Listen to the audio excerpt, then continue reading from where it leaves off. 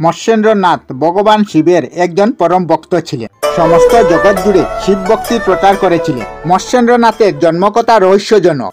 মান্যতা অনুসারে একবার ভগবান শিব ঘুরতে ঘুরতে মাতা পার্বতীকে গল্প বলছিলেন। তখন ভগবান শিব দেখেন একটি শিশুকে একটি বিশাল মাছ গিলে ফেলছে।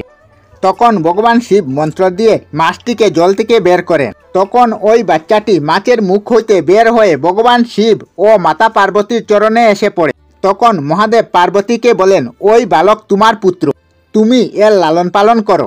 পার্বতী প্রেমপূর্বক বাচ্চাটিকে কুলে নিয়ে বললেন, জগতে তোমার যশ হবে।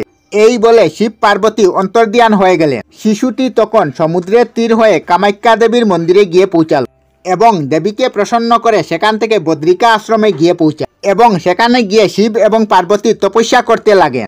সম্পূর্ণ উপবাস করে 12 বছর তপস্যা করে শিবকে প্রসন্ন করেন এবং শিব আশীর্বাদ দেওয়ার জন্য প্রকট হন। তখন সে মহাদেবের আশীর্বাদ স্বরূপ মহাদেবের স্বরূপ প্রদান চায়। মহাদেব তথাস্তু বলেন এবং বালকের নাম রাখেন মৎস্যেন্দ্রনাথ এবং সেই বালক শিবভক্তির প্রচার করেন। এই জন্য মৎস্যেন্দ্রনাথকে শিবভক্তরা শ্রদ্ধা সহিত পূজা করেন। দেবী পার্বতীর আশীর্বাদে তিনি জগতে যশস্বী হন। তার কার্য পূর্ণ হওয়ার পর তিনি দেবলোকের বাসী হয়ে যান। নাথ সম্প্রদায় আদিনাথ এবং দত্তাত্রেয়ের পর সবথেকে গুরুত্বপূর্ণ নাম আচার্য মৎস্যেন্দ্রনাথের, যাকে মিন্নাথও বলা হয়। মৎস্যেন্দ্রনাথের গুরু দত্তাত্রেয় ছিলেন।